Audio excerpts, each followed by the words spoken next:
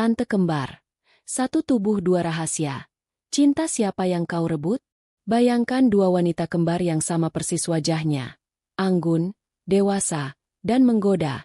Tapi menyimpan rahasia hati yang saling bersilangan. Satu janda penuh pesona. Satu lagi lajang berhati lembut.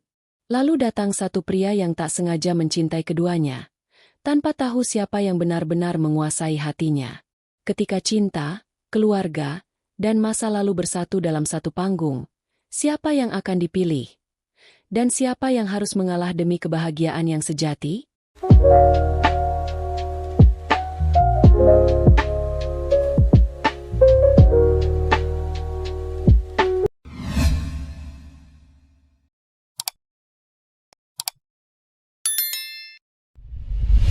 Halo, para penikmat kisah dewasa yang manis, tajam, dan kadang bikin hati deg-degan.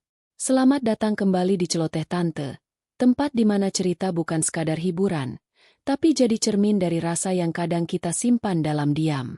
Di sini, Tante akan temani kamu dengan kisah-kisah yang berani, berkelas, dan selalu mengundang tanya. Kalau aku di posisi itu, apa yang akan aku lakukan? Dan malam ini, kita punya cerita spesial tentang cinta yang datang bukan ke satu hati, tapi dua, dalam tubuh yang nyaris tak bisa dibedakan. Dua wanita, satu pria, dan rahasia yang nyaris menghancurkan segalanya. Judul malam ini adalah Tante Kembar, Satu Tubuh Dua Rahasia, Cinta Siapa Yang Kau Rebut. Siapkan teh hangatmu, matikan notifikasi, dan biarkan Tante bisikan satu kisah yang tak akan kamu lupakan. Suara Hills Nadira berdetak lembut di atas lantai marmer butik miliknya. Butik itu berdiri megah di sudut kemang. Wangi parfum floral oriental tercium dari setiap sisi. Ia berdiri di depan cermin besar, merapikan rambut panjang bergelombangnya yang dibiarkan tergerai di atas bahu. Gaun sutra warna nude melekat pas di tubuhnya, menonjolkan lekuk yang tak lagi muda, tapi justru disitulah letak pesonanya. Wanita ini bukan sekadar janda. Ia adalah janda berbahaya. Elegan, cerdas, dan tahu persis apa yang ia inginkan. Bukan lelaki muda sok romantis, tapi lelaki matang, yang bisa menatap matanya tanpa merasa terintimidasi oleh karismanya. Bu Nadira, Mas Radit sudah datang. Suara staf butik membuyarkan lamunannya. Nadira tersenyum kecil. Radit, arsitek muda yang sempat datang sebagai klien. Tapi entah bagaimana, pertemuan itu berlanjut menjadi makan malam, lalu pembicaraan panjang yang tak selesai-selesai. Ia muda, 33 tahun, dengan sorot mata tajam dan tangan yang selalu dingin saat menyentuh gelas, tapi hangat saat menyentuh punggung tangan Nadira diam-diam. Dan malam itu, Nadira tahu, ada sesuatu dalam diri Radit yang menyalakan kembali bagian dirinya yang lama tertidur. Mereka duduk berhadapan di lounge kecil di lantai 2 butik. Nadira menyesap anggur merah perlahan. Matanya menatap Radit yang sedang bicara tentang proyek rumah di puncak. Tapi jujur saja, Nadira tak mendengar apapun. Ia hanya melihat bibir Radit bergerak.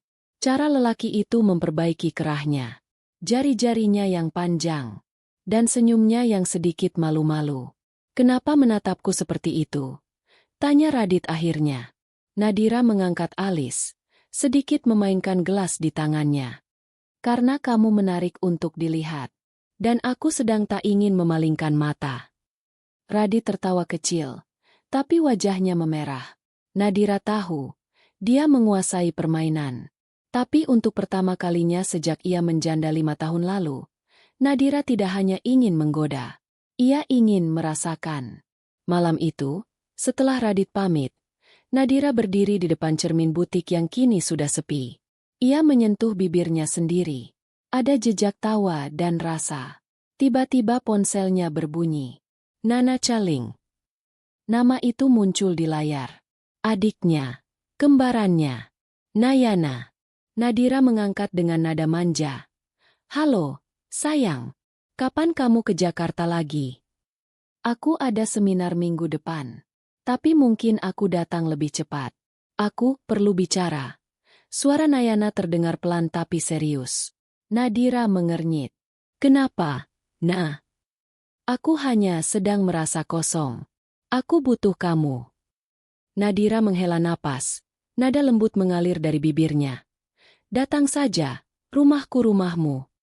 Setelah telepon ditutup, Nadira menatap bayangannya di cermin. Dua wanita yang serupa dalam wajah, tapi tak pernah benar-benar sama dalam jalan hidup. Apa yang tak ia tahu, kedatangan Nayana akan menjadi awal dari sesuatu yang tak bisa dibalik.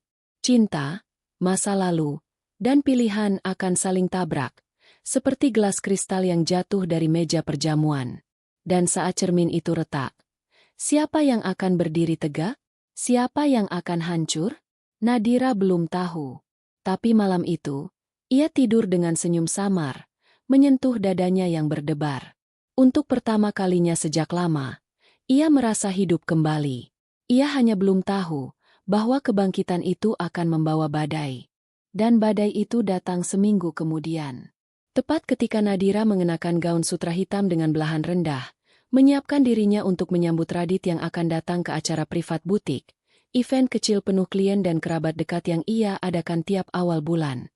Malam itu butik disulap menjadi ruang bercahaya temaram, dengan lilin-lilin aroma ember, wine berderet di sudut, dan musik jazz klasik mengalun perlahan dari speaker. Nadira melangkah turun dari lantai atas saat melihat pintu terbuka. Dan di antara para tamu yang mulai berdatangan, berdiri seseorang yang tak asing namun membawa rasa yang berbeda. Nayana. Kembarannya datang lebih cepat dari rencana. Wajahnya tetap lembut, make up natural, rambut disanggul santai. Tapi ada sesuatu di sorot matanya. Lelah atau kecewa? Nadira tak bisa langsung menebak. Aku pikir kamu datang minggu depan, sapa Nadira, mencium pipi adiknya dengan senyum tipis. Rasanya aku butuh tempat hangat lebih cepat, jawab Nayana, menatap sekeliling butik.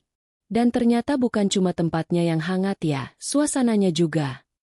Nadira nyaris tertawa, tapi sebelum sempat membalas, langkah Radit memasuki ruangan. Ia mengenakan setelan gelap, dan saat melihat Nadira, ia tersenyum seperti biasa, tulus dan penuh rasa. Namun senyuman itu hanya bertahan 2 detik, sebelum sorot matanya beralih ke Nayana dan membeku. Nayana juga terpaku. Nadira memperhatikan bagaimana tangan adiknya mengepal pelan di balik gaunnya. Radit. Gumam Nayana nyaris tak terdengar. Nah? Sahut Radit pelan. Langkahnya terhenti di antara mereka berdua. Waktu seakan berhenti. Udara di sekeliling mereka menjadi kaku. Musik jazz tetap mengalun. Tamu-tamu tertawa kecil sambil bersulang. Tapi dunia di antara 3 orang itu menjadi senyap dan berat.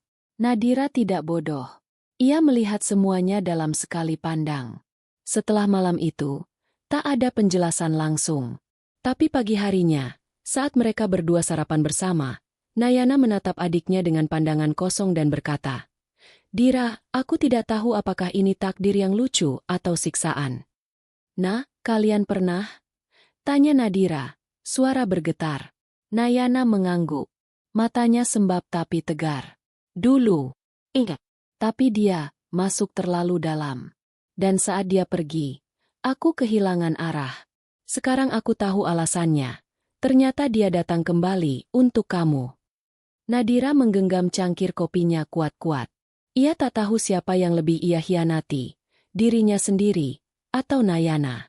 Tapi malam sebelumnya, Radit mencium tangannya pelan, memeluknya dari belakang saat mereka berdansa, dan berbisik, "Kamu membuatku ingin tinggal di hidupmu, di sisimu." Dan Nadira percaya, ciuman itu tulus. Tapi kini, semua rasa itu mulai tampak seperti dosa. Ia berjalan ke cermin besar di kamarnya, menatap wajahnya sendiri, lalu membayangkan wajah adiknya, yang identik, tapi kini terasa begitu jauh.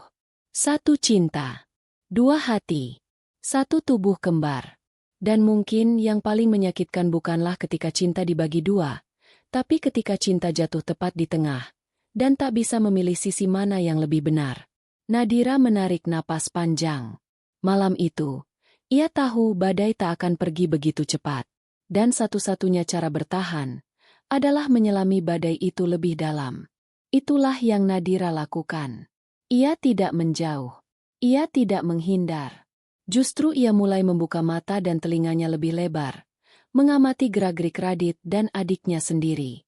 Setiap tawa kecil, setiap sentuhan yang katanya tidak sengaja, setiap lirikan yang terlalu cepat untuk diartikan tapi terlalu nyata untuk diabaikan. Ia tidak marah. Bukan karena tidak cemburu, tapi karena ia takut.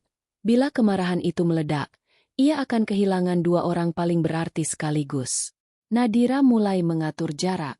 Dengan Radit ia tetap hangat, tetap menggoda, tapi tak lagi mudah terbakar oleh rayuan-rayuannya. Ia ingin melihat sejauh apa Radit akan tetap bertahan ketika godaan itu tak lagi diberikan semudah biasanya. Ia ingin tahu, apakah Radit mencintai hatinya atau tubuhnya? Dan dengan Nayana, ia mencoba bersikap seperti biasa. Tapi hatinya perih.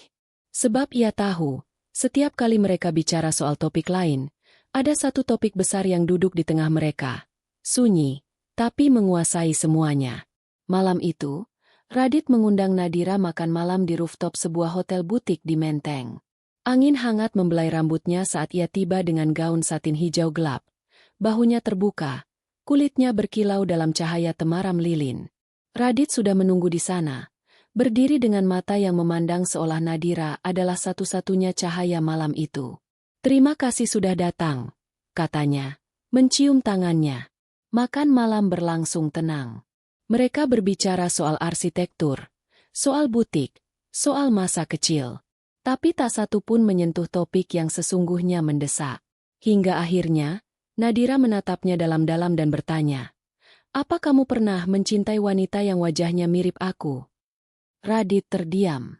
Napasnya tercekat. Tapi ia tidak memalingkan pandangan.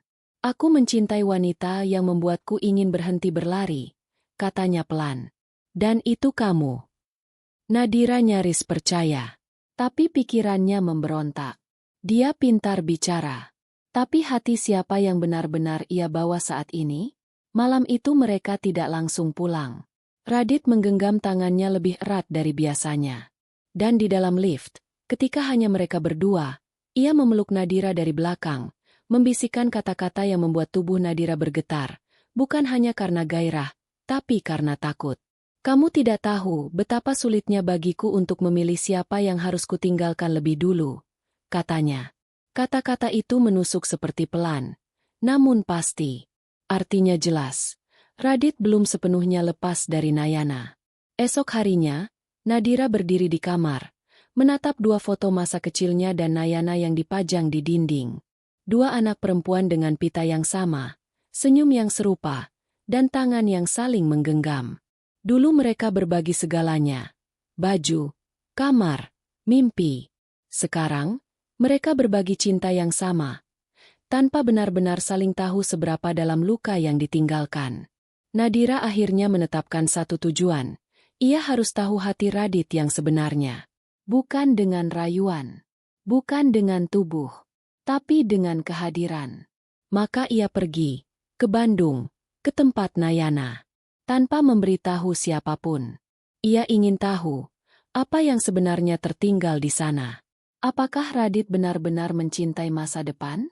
Atau masih terikat dengan masa lalu?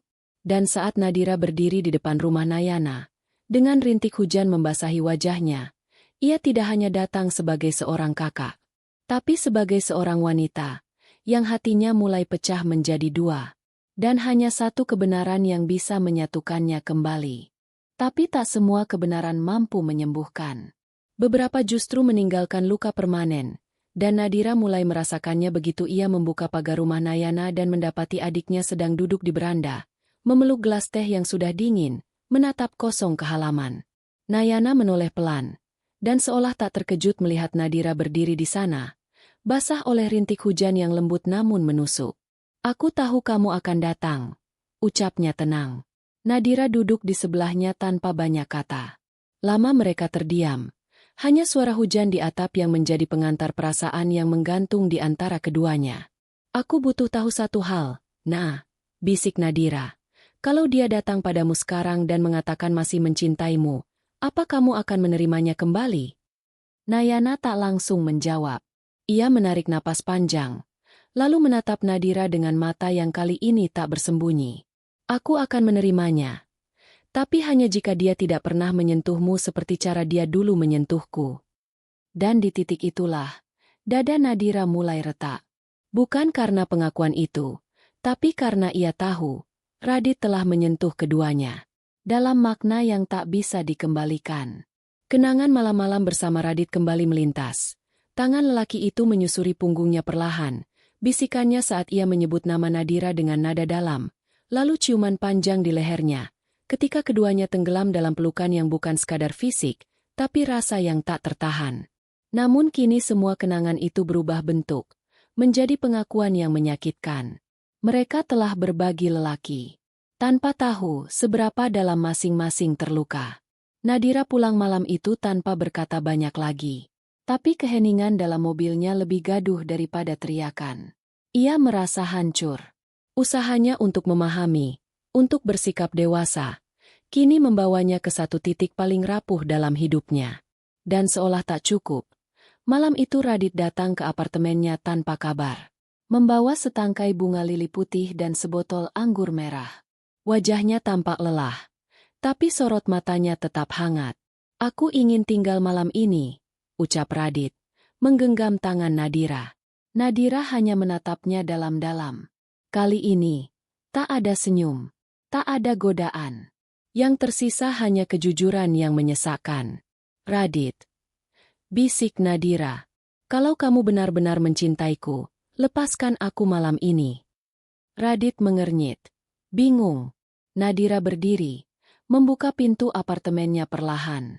Kalau kamu bisa pergi sekarang tanpa menyentuhku, tanpa menciumku, dan masih mencintaiku besok pagi, baru kita bicara soal masa depan.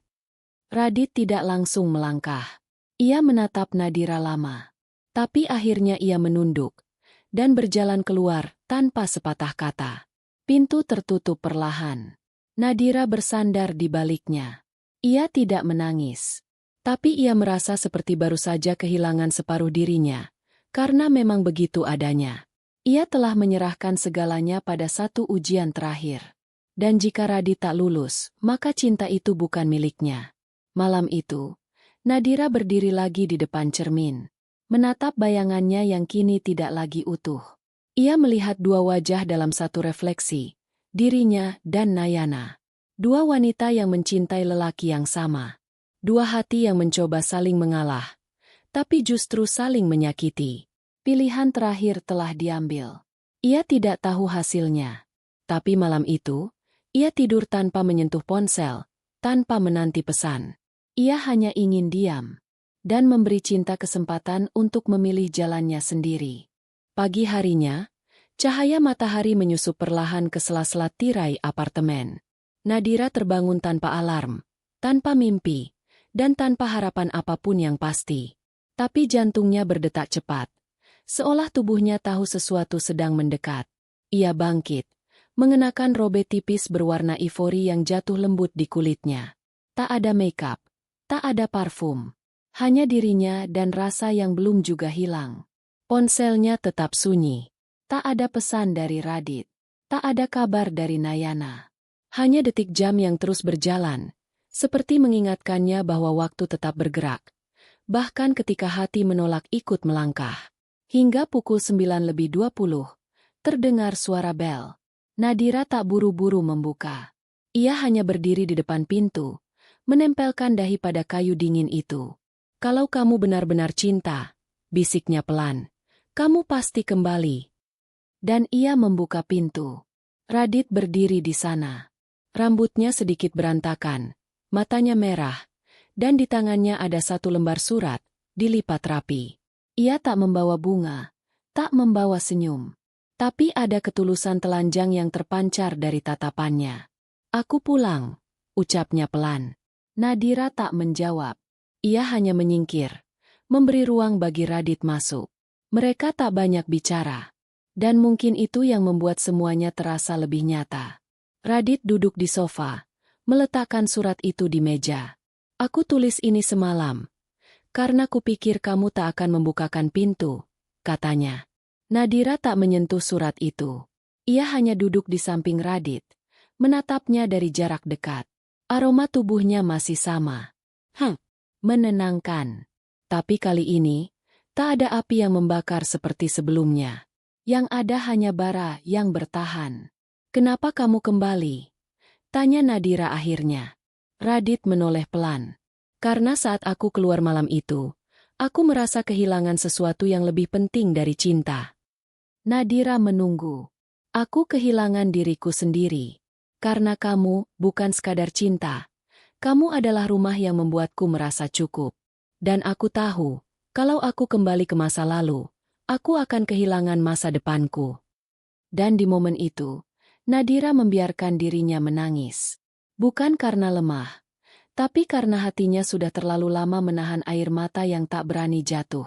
Radit mengusap pipinya, mencium keningnya pelan, lalu memeluknya dalam diam.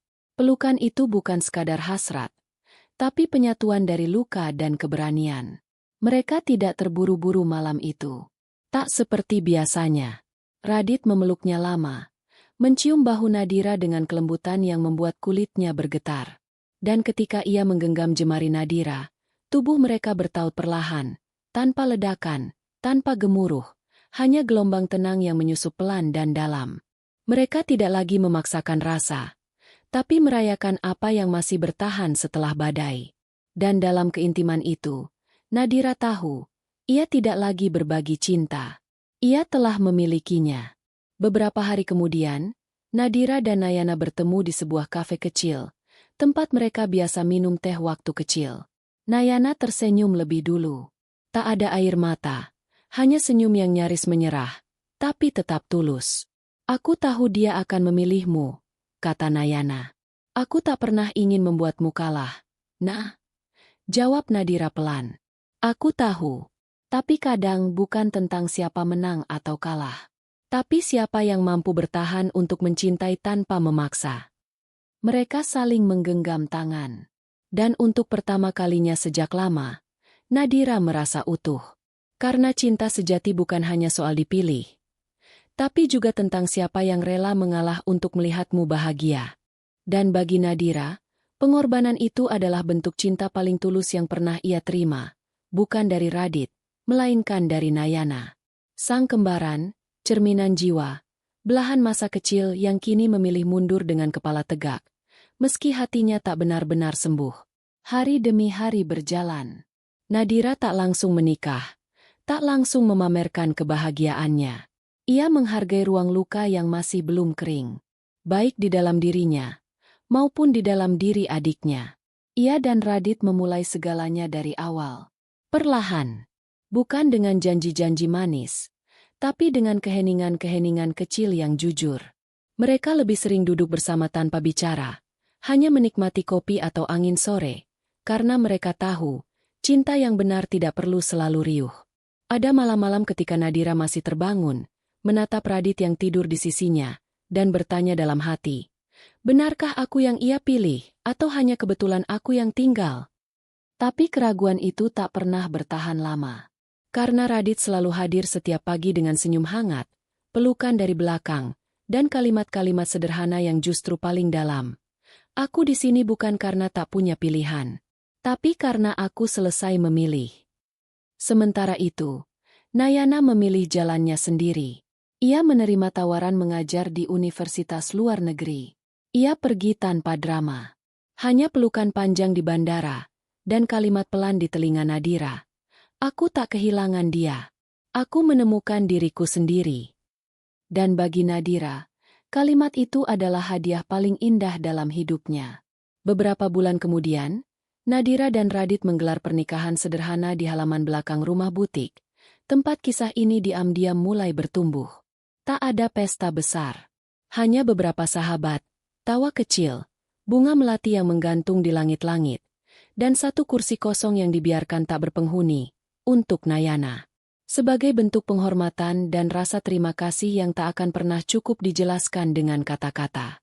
Ketika Nadira berdansa malam itu, ia tak hanya menari bersama suaminya. Ia menari bersama takdirnya. Ia menari bersama luka yang telah ia peluk, dan cinta yang akhirnya ia genggam tanpa rasa bersalah.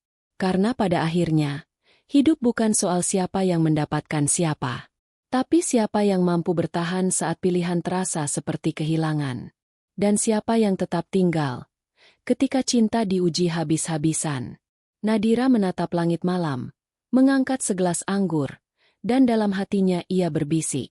Untuk cinta yang pernah terluka, dan untuk saudari yang tetap tinggal di jantungku, meski tak lagi di sisiku. Aku mencintaimu. Selalu. Hai, sayang-sayang tante.